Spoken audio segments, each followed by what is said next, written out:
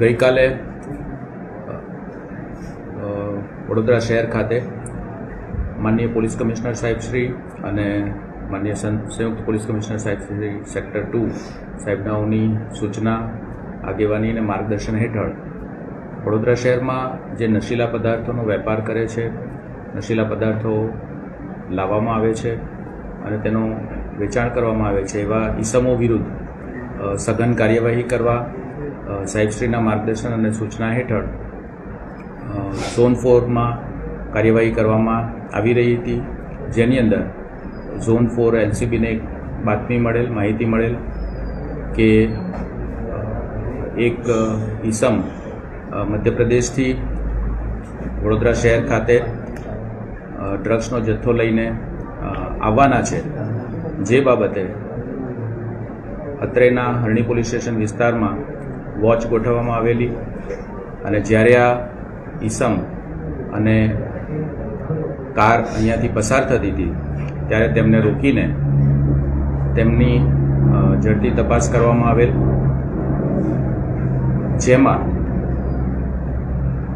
અયુબ ખાન મોહમ્મદ જમાન ખાન રહે સુરજાની ગામ, હનુમાન મંદિર પાસે, તાલુકો સીતામऊ, જિલ્લો મંદસૌર, મધ્યપ્રદેશ, અને નાઝમીન વાઇફ ઓફ અયુબ ખાન, સુરજાની ગામ, હનુમાન મંદિર પાસે, તાલુકો સીતામऊ, જિલ્લો મંદસૌર, મધ્યપ્રદેશના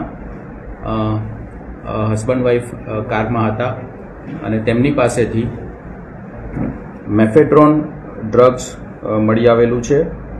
કુલ વજન 1 કિલો 396 ગ્રામ, કિંમત 41,90,130 રૂપિયા.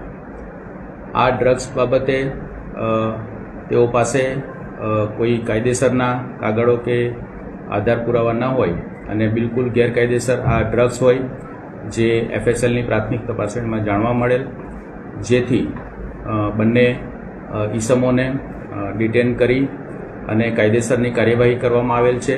તેઓની પાસેથી મોબાઈલ ફોન અને ગુનામાં વપરાયેલ કાર તેમજ મેફેડ્રોનનો જથ્થો વગેરે મળીને કુલ 57,19,630ની કિંમતનો મુદ્દામાલ આ ગુનાના કામે કબજે કરવામાં આવેલ છે. બંને તોહમતદારને અટક કરવામાં આવેલ છે અને હરણી પોલીસ સ્ટેશન ખાતે NDPS એક્ટની જોગવાઈઓ અંતર્ગત ગુનો દાખલ કરવામાં આવેલ છે. આ બંને આરોપીઓ ગોલ્ડન ચોકડીથી શહેરની અંદર દાખલ થઈ રહ્યા હતા, તો ગોલ્ડન ચોકડીથી આગળ એરફોર્સવાળો જે રોડ છે એ રોડ ઉપર તેઓને પકડી પાડવામાં આવે. અત્યાર સુધીની અમારી જે પૂછતાછ છે તેમાં રવિ નામના કોઈ ઈસમ આ ડ્રગનો જથ્થો લેવા માટે આવનાર હતા એટલી બાબત ખુલેલી છે અને ફર્ધર એનું ઇન્વેસ્ટિગેશન અત્યારે ચાલુ છે. રવિ નામનો વ્યક્તિ ક્યાં છે? ક્યાંનો રહેવાસી છે? ક્યાં વડોદરા રહેવા આવવાનો હતો કે રસ્તામાં કોઈ જગ્યાએ મળવાના હતા? આ ઈસમ વડોદરા ખાતે ડિલિવરી લેવા માટે આવવાનો હતો એવી હાલ પૂરતી અમારી પાસે માહિતી છે. અને આ લોકો ક્યાંથી લાયા હતા અને કયા વ્યક્તિ દ્વારા એમને મેળવ્યો હતો આ જથ્થો? બંને વ્યક્તિઓની અટકાયત કરવામાં આવેલ છે. એમનું ઇન્ટરોગેશન, ઇન્વેસ્ટિગેશન હાલ ચાલુ છે. પ્રાઇમા ફેસી અમારી પાસે જે માહિતી છે તેમાં તેઓ મધ્યપ્રદેશ ખાતેથી જ આ નશાકારક પદાર્થનો જથ્થો લાવેલા છે, પણ સ્પેસિફિક ક્યાંથી લાવ્યા, કયા સ્થળેથી લાવ્યા અને કયા વ્યક્તિ પાસેથી લાવ્યા તેનું ડિટેલ માહિતી અને ઇન્વેસ્ટિગેશન હાલ અમારું ચાલુ છે. બંને જે અટકાયતી છે એમની સઘન પૂછપરછ અત્યારે ચાલુ છે અને જે કોઈ પણ વ્યક્તિ પાસેથી આ માલ લાવ્યા હશે તે બાબતેની તપાસ કરવામાં આવશે પોલીસ.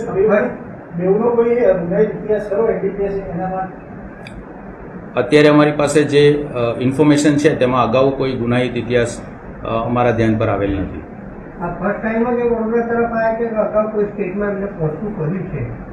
એ તમામ બાબતોની હાલ બંને આરોપીને ધરપકડ કરી છે અને એનું ઇન્વેસ્ટિગેશન હાલ ચાલુ છે. ફલિત થઈ શકે કે સિન્ડિકેટ છે આપણું? બની શકે, કારણ કે આટલી મોટી અમાઉન્ટ અને આટલો મોટો જથ્થો છે, કમર્શિયલ ક્વોન્ટિટીનો જથ્થો છે, એટલે એમાં એક કરતાં વધારે આરોપી ચોક્કસ રીતે સંકળાયેલા હશે. એમના સપ્લાયર પ્લસ અહીંના સ્થાનિક લોકો જે રિસીવ કરીને પછી એને પેડલિંગ કરે છે એ લોકો પણ સંકળાયેલા હશે. એ તમામ બાબતોની સર્વગ્રાહી તપાસ કરવા માટે હાલ અમારું ઇન્વેસ્ટિગેશન ચાલુ છે. મનસુર અને જાફર નામના વ્યક્તિ પાસેથી ખરીદી લાયા છે એવું કઈ આવ્યું છે બાર તપાસમાં? પ્રાઇમા ફેસી એમણે જણાવ્યું છે, પણ એ માત્ર એટલું જ નામ છે અને એની કોઈ વિગતવાર વિગત કે વ્યક્તિનું એડ્રેસ કે ખરેખર આ નામ સાચું છે અને ખરેખર વ્યક્તિ કોણ છે એના બાબતની કોઈ ડિટેલ હાલ અમારી પાસે ઉપલબ્ધ નથી, જેથી ફર્ધર ઇન્વેસ્ટિગેશન પર આ તમામ બાબતો ડિપેન્ડ કરશે. આ ફર્સ્ટ ટાઈમ વડોદરામાં આટલું જથ્થો પકડાય એવું કહી શકાય? વડોદરા શહેર પોલીસ દ્વારા NDPS ના એક્ટ હેઠળની કાર્યવાહી અને નશાનો જે વેપાર કરે છે લોકો, એમાં એ લોકોને પકડી પાડવા માટે, એમના વિરુદ્ધ સખત કાર્યવાહી કરવા માટે સરકારશ્રીની પણ ઝીરો ટોલરન્સની નીતિ છે અને વડોદરા શહેર પોલીસ દ્વારા પણ એ દિશામાં સતત અને સખત કામગીરી કરવામાં આવી રહી છે. અગાઉ પણ જે કોઈ પણ આ રીતનું માદક દ્રવ્યો કે સાયકોટ્રોપિક સબસ્ટન્સીસ લાવતા હોય કે એનું વેચાણ કરતા હોય, એના સંગ્રહ કરતા હોય, એના અગાઉ પણ કેસ થયેલા છે. જુદા જુદા માદક દ્રવ્યો છે, ગાંજો છે, જે સિરપ આવે છે, અન્ય માદક દ્રવ્યો આવે છે, એ તમામ ઉપર વડોદરા શહેર પોલીસના જુદા જુદા પોલીસ સ્ટેશનમાં અને જુદી જુદી એજન્સીઓ દ્વારા, ક્રાઇમ બ્રાન્ચ દ્વારા, SOG દ્વારા પણ ખૂબ જ સઘન કાર્યવાહી કરવામાં આવેલી છે અને આ કાર્યવાહી અત્યારે પણ ચાલુ જ છે. રિમાન્ડની કાર્યવાહી માટે આગળ શું કરશે? નામદાર કોર્ટમાં બંને આરોપીના ફર્ધર રિમાન્ડ માટે અમારી પ્રોસિજર ચાલુ છે અને જે કોઈ પણ આગળ અમારું ઇન્વેસ્ટિગેશન છે એમાં જે કંઈ પણ બાબતો ખુલશે એ આપને અમે જણાવીશું. એવું અત્યાર સુધી અમારા તપાસમાં આવેલું નથી.